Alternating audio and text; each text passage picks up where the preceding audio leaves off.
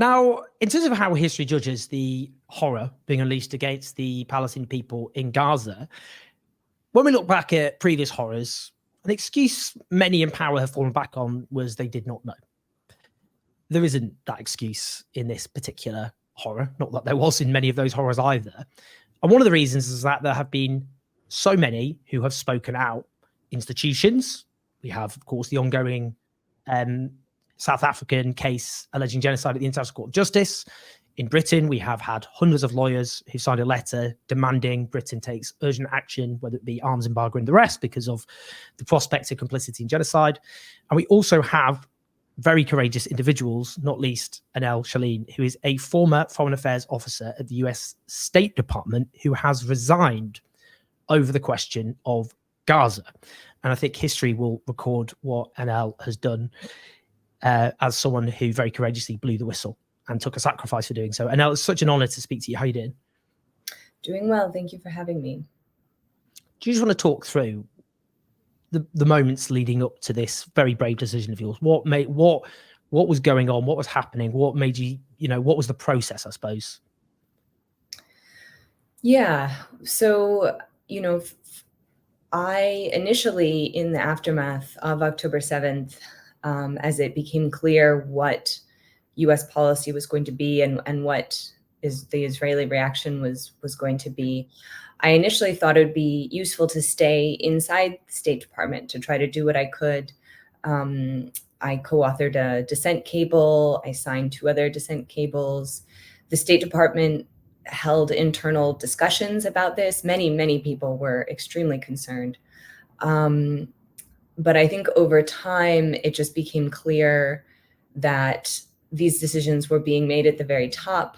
And until President Biden was ready to take a different approach, it didn't really matter all of the work that people were doing. And I want to be clear. I mean, I was within the office that focuses on human rights in the Middle East. Israel-Palestine was not one of the countries I was covering. My work was mostly focused on countries in North Africa.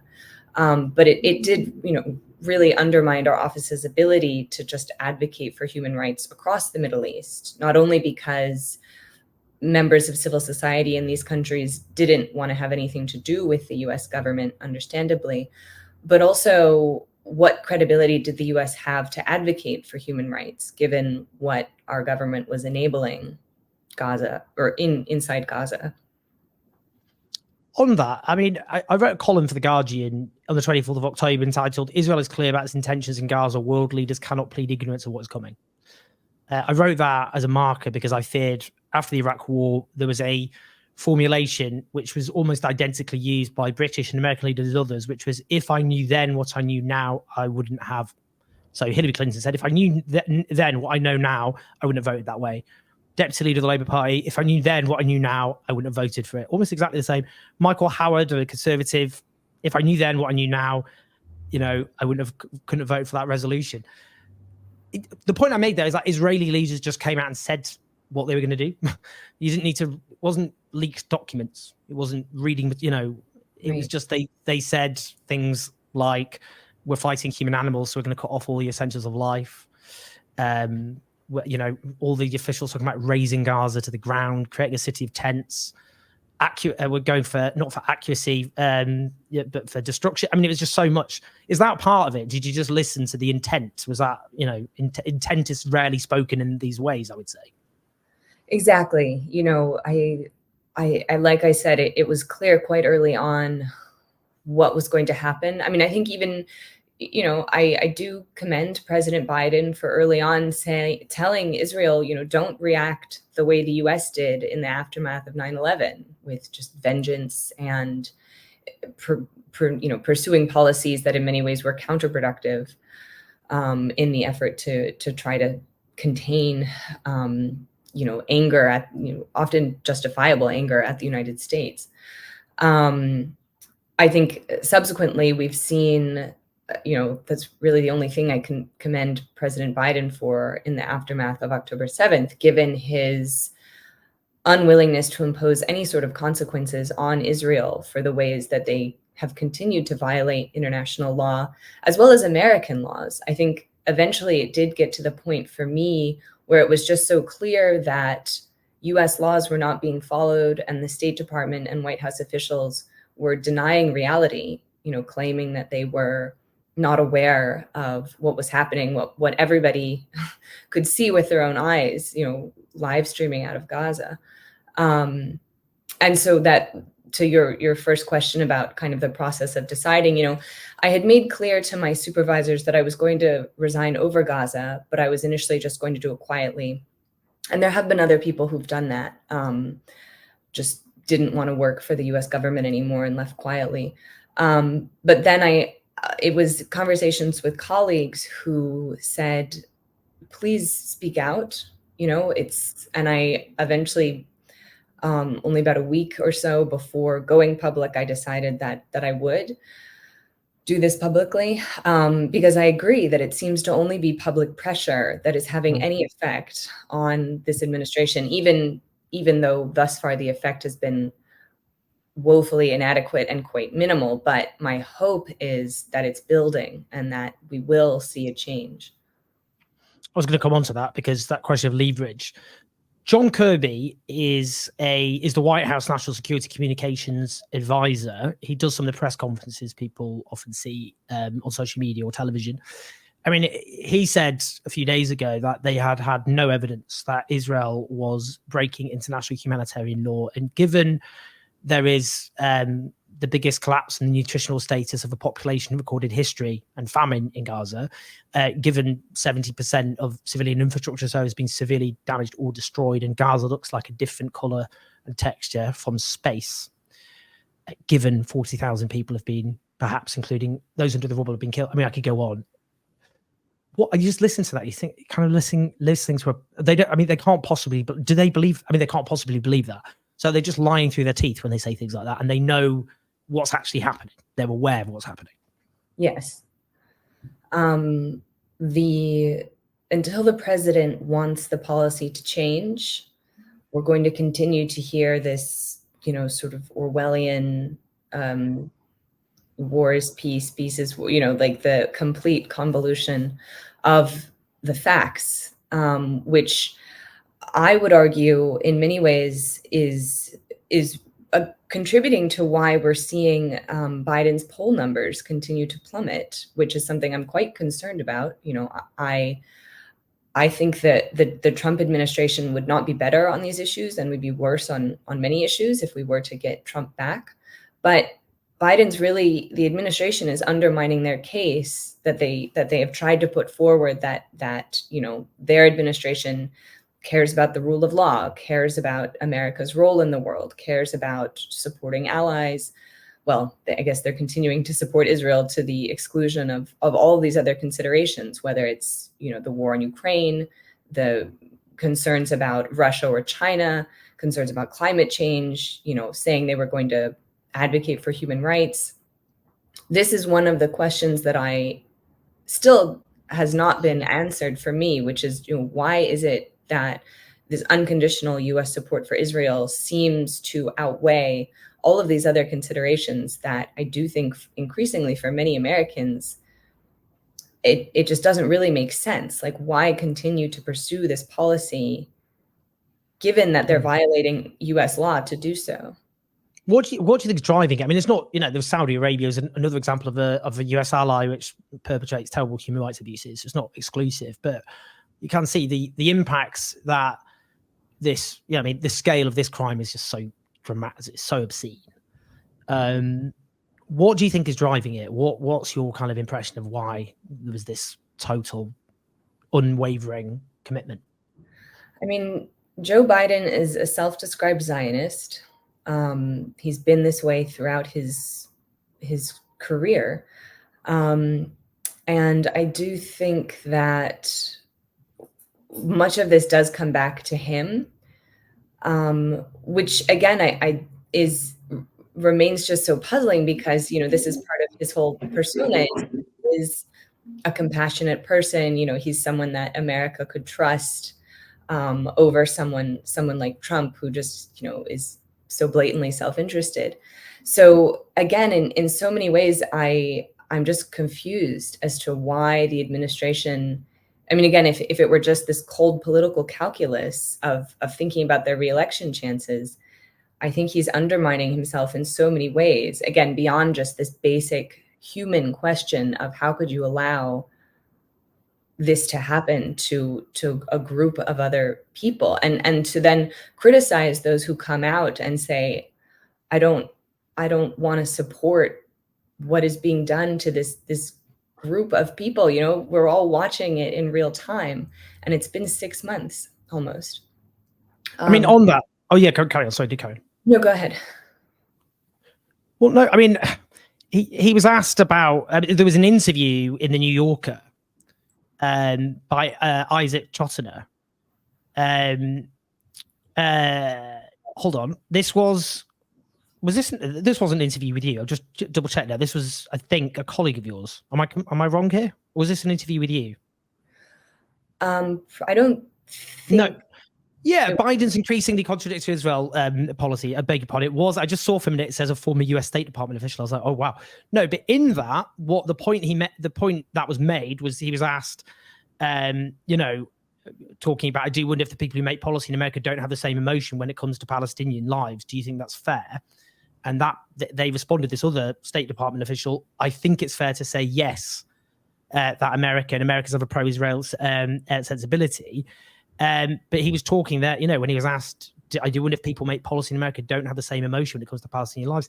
I mean, it seems so flagrant that Palestinian life is not taken as seriously. Obviously, it has no worth or value, really, when in these discussions. I mean, is that just brutally hardwired into a lot of the decisions made by the US administration? Yes. I mean, I think we've seen that clearly in, also just the way the mainstream media covers this, the way the use of language in the way, this administration has talked about it. We've maybe seen a little bit on the margins starting to get better because it was so blatant, but I would absolutely agree that Israeli lives are seen as more valuable, and sort of similar to the World Central Kitchen workers who were killed. I mean, while it was absolutely horrifying what happened, the outrage over the death of those people, people of European descent and or Canadian or American backgrounds, that generated so much more of an outcry, at least in the US, than the death of tens of thousands of Palestinians. I do think that sort of the US-Israel affinity does have a basis in racism and sort of counting white lives more than the lives of people who are not viewed as white. But I do think we are seeing a shift here. And one parallel I've made is to the Black Lives Matter movement, and the ways that while initially that movement was not really seen as mainstream, or people, many Americans wouldn't have necessarily seen themselves as aligned with that, I think, over the course of 2020, it became self-evident. Obviously, Black Lives Matter. And so I do think we're starting to see a shift also towards the mainstream of we just need a ceasefire, that people who don't necessarily identify with, wouldn't see themselves as like an advocate of Palestinian liberation. They just want a ceasefire. It's not controversial to say we don't want to see any more babies being ripped to pieces or people starving. Sorry. No, it's more than understandable. This is a hideous episode in human history, and I share your grief. Thanks. In terms of that point you just made about Palestinian life, Joe Biden early on sowed doubt in the number of Palestinians who have been killed back in October. And we've seen quite a big, extensive general campaign to sow doubt in those figures. The health ministry in Gaza released at the time a list of names, including the Israel-approved ID numbers, because the civil registry in Gaza is still controlled by Israel, in order to disprove that. And, the UN, in previous conflicts, the figures have been proven to be completely correct. And And I'm just wondering about, the administration must know that these figures are an understatement. They don't include those buried under rubble who haven't been identified for a start. Do you think that's true? I mean, Biden misled people there. I mean, I was not inside the White House. I don't know what exactly his staff prepares for him, or what he reads, which is not always the same thing. But I do know inside state, those numbers, the widely reported numbers from the Ministry of Health inside Gaza, are widely disseminated, come through in emails every day that just sort of come into everyone's inboxes. I myself ran into this when I was working on getting the op-ed I published with CNN, working with the editors there, who, admirably wanted to go through and fact check and, make sure that they were, publishing something accurate, which I, deeply appreciate. But they wanted to use the words Hamas run health ministry, or, something along those lines, Hamas controlled. And, to your point, this was something Biden had said initially. And even that isn't really accurate, because the PA pays, or when there was money getting in, would pay the salaries of many of the employees working in the health ministry inside Gaza. And the PA and Hamas are enemies, or they're not on the same side, if people are not aware. That's the Palestinian Authority, which governs parts of the West Bank, although again Israel is in fact in control of the entire territory.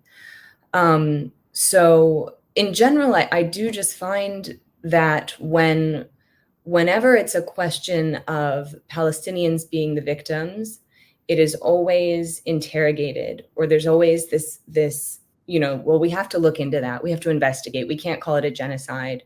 We can't determine what exactly happened.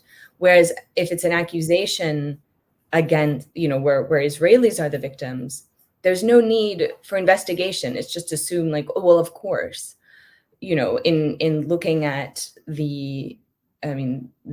for example, the allegations that Hamas committed mass rape on October 7th, and the ways in which, that was used strategically, because when people were polled, that was the issue that really got a huge reaction that people were horrified about. And that, there's subsequently been so much effort to actually try and find, like, well, where are the victims then? And not to say that there were not victims, but just the ways in which some of these claims are, if Palestinians are seen as the aggressor, there's no questioning of, well, let's look into the evidence here. There's perceived to be no need for evidence. Whereas if the Israelis are the aggressors, no, we need to look into that. We can't ascertain that. And to the, getting back to the point about the ways in which the State Department refuses to acknowledge the reality of what Israel is doing, even when there have been investigations and we do have abundant evidence, they're still unwilling to acknowledge it.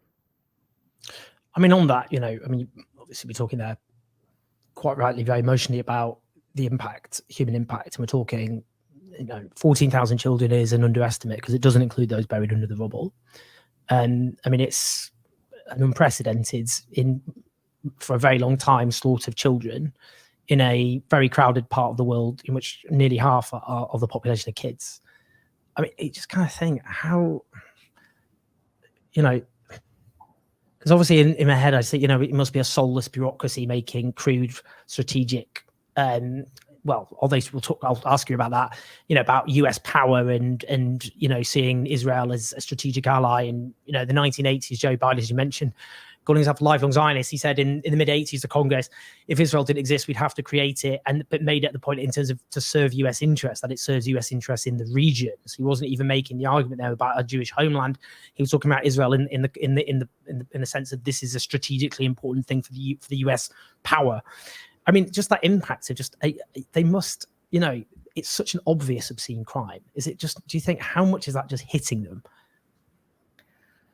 I don't know, like I said, in terms of I read recently that Dr. Jill Biden has apparently made very clear to her husband that she is horrified by this and she wants it to stop. So I assume, she's able to speak with her husband. There has been a little bit of a question of, is this still his advisors? Is this people like Jake Sullivan or Brett McGurk or other people around him? Or is it really just him? And, I don't know, from my window inside the State Department, like I said, I wasn't on the White House staff.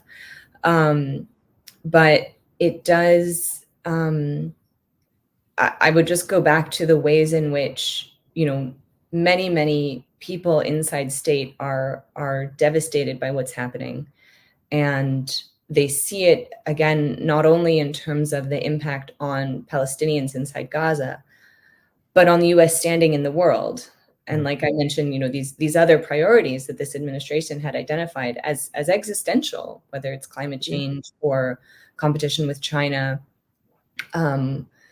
just the need for countries to work together, and the US seeing itself as a leader in those ways. And yet when we come to this question of unconditional support for Israel, the US appears willing to sacrifice all moral leadership, all global credibility, and to essentially behave in ways that do not differentiate it at all from China or Russia, or these other global superpowers that make no claims to care for human rights or to follow the so-called rules-based liberal international order, which I do think is important to contrast with just international law. The administration likes to talk about the liberal international order, but not necessarily just let's adhere to international law and let's adhere to the UN, or when we abstain on a Security Council resolution, we don't get to turn around and say it was non-binding, because Security Council resolutions are in fact binding. And this was obviously that motion which they abstained on the US and then caused a kind of diplomatic rupture, and then they rode back on it by saying it wasn't binding. Just a few final things, really. I mean, in terms of that point about, just about leverage, actually. I mean, I was reading about in the early 80s during the Israeli invasion of Lebanon, and terrible horrors were then committed, clearly not on the scale that we're seeing currently in Gaza. But an advisor, one of Ronald Reagan, a right-wing Republican, of course, his advisors sort of stormed into the Oval Office just like, these kids are being slaughtered, this is too much, this has to end. And Reagan ringing an Israeli general and basically ordering them to make it stop. And then the Israeli general saying, they're suddenly committing to all these sweeping changes. And I think what we saw, as you mentioned, horrible for the families of those Western aid workers, and no one can take that away. But 200 aid workers, mostly Palestinians, have been killed. The biggest killing of aid workers in recorded history, as well as the mass slaughter of Palestinians in general. And then all of a sudden, he did use some leverage, didn't he? 2 routes letting aid in, which Israel could have opened all along during a famine. It just shows they did. I mean, they had that leverage, didn't they? He's always had that leverage, all that hand wringing of Israel. He kept doing all this Israel, private briefings to outlets. He could have used this leverage all along, couldn't he? Exactly. And there's so much more leverage there to use, which goes back to my point about US law. So under the Leahy laws, for example, if units of a foreign military have been credibly shown to have committed gross violations of human rights, which we have abundant evidence of, prior to October 7th, of Israel, units of the Israeli military engaging in these, they are no longer eligible to receive US military assistance. And yet we have not seen the State Department coming out and acknowledging that. Likewise, 620I of the Foreign Assistance Act, which says that a foreign government that blocks US humanitarian aid renders itself ineligible to receive US military assistance. Again, Israel in general is no longer eligible. And yet instead we're seeing billions and billions of dollars on top of the already billions of dollars that the US sends to Israel every year. But, so much more in order to enable this. One additional point I think that maybe Americans are not quite aware of is in so much of this, this money that gets sent to Israel is used in the settlement enterprise to sort of perpetuate this violence and to further entrench the problem. I think, many Americans have just been told for so long, we're moving towards a two-state solution. This is stated U.S. policy. We just have to keep working towards it. But then it is being actively undermined with U.S. tax dollars. And in many ways, I do think sort of the zombie two-state solution is similar to this notion of the ceasefire that the U.S. keeps talking about. We just have to get to a ceasefire. We just have to go back to the negotiating table. But they're not using any leverage to actually make sure that happens. And so instead, why would Netanyahu, whose political future depends on this violence continuing in order to keep himself out of jail, he has no interest in a ceasefire or even getting the hostages back, which, again, the families of the Israeli hostages are protesting because that's not being the priority. And we know how to get the hostages out in a significant number, ceasefire and prisoner exchanges, because by military means, more have been killed than rescued. Before I ask my final question, I mean, just in terms of international obligations, there was the 1948 Genocide Convention, which lists 5 crimes. One of them is clearly genocide. The other is complicity in genocide. Now, the US actually dragged its heels for a very long time in ratifying the Genocide Convention until a little-known senator from Delaware called Joe Biden ensured its ratification in 1988, 4 decades on. So then it was ratified in law, its provisions, because of Senator Joe Biden. I know that. Yeah, there we go, eh? History, eh? It's a funny Wow. thing. But I mean, there is that point that is now, provisions are in US law, thanks to Joe Biden. And yet there we are, potentially with the US complicit in what is being tried as an alleged genocide. I mean, that is the issue there, that alleged that this is about potential complicity in genocide and that the US administration could be complicit in genocide. Exactly. And we know, I mean, Israeli military officials have said this, that they could not do this without US weapons. And if the US were to cut it off, just as Reagan did in the 80s, they would be forced to radically alter their behavior, which is what Biden needs to do, which again is not only in the law that he helped ratify in 1988, but these laws that are actively being discussed inside the State Department, and just they're not being allowed to be upheld, or the evidence is not being presented publicly. Just final point, and this is just kind of US power, I suppose. It's interesting. I was in Greece recently. Maybe just look at the Colossus on the hill. Just thinking about the rise and fall of civilizations and empires throughout history. And it's interesting because empires, when they're in a bit of a tailspin, they don't realize they're in terminal decline. Because how would you know? How do you don't know? You're living, so you know something's amiss. And in many previous cases, there was an obvious something is not going right here. Things are, but they think maybe we will recoup it. Maybe things will turn around. If you look at the 21st century, it actually looks like quite steep US decline for lots of reasons. Iraq, Afghanistan, Libya all went very badly wrong. Humiliations for military power. I mean, there was Vietnam in the 70s, of course, but you basically had 3 disasters. In terms of economic, the economic crash, in terms of the rise of Trumpism, just having a right-wing authoritarian movement, which threatens democracy itself. And then you look at this, and it's the moral claims of US and Western power in general. A lot of the world were a bit like, don't really believe in that. But it's part of US power, isn't it? And you just kind of look at this and think, how would anyone take what the US says seriously on human rights ever again? On any part of the world, they'll just refer to the killing fields of Gaza when little babies were buried under rubble and suffocated and burned to death. I don't know how. What happens to US power after this? Absolutely. I mean, I think my only glimmer of hope would be that the administration, due to public pressure, shifts and forces this to stop, forces Israel to the negotiating table, allows in the aid, and then, pushes for a Palestinian state. I mean, that would not bring back the thousands and the thousands before who've died, but it would be something to come out of this, and would also, I would argue, lead to greater security for Israel. I mean, the US just always talks about, Israeli security. We have to prioritize Israeli security. Well, clearly the approach of oppression and violence and occupation has not worked for 75 years. So let's try a new approach.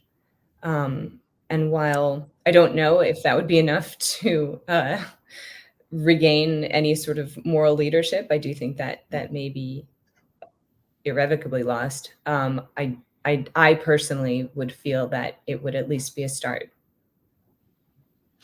And it's been such an honor speaking to you, and your humanity and your, I use this term a lot. I think my listeners are probably sick of it, but moral clarity, which for me has been the most important 2 words since this horror began. It really shines through. And what you've done is courageous. It's not easy to come out, resign from your job and publicly take a stand.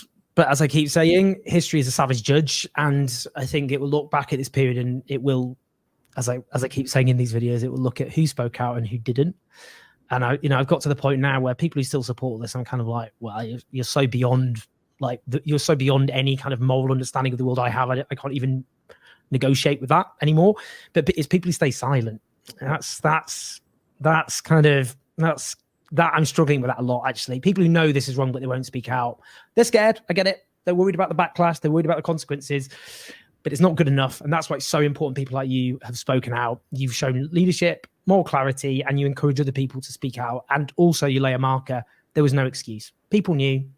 They chose to either listen and act, or they didn't. So thank you so much. For those watching or listening, do share this video, press like, subscribe, do leave your comments. We'd love to hear them. But Annelle, thank you so much. It's such an honor. Thank you. Thanks for having me and for drawing attention to this.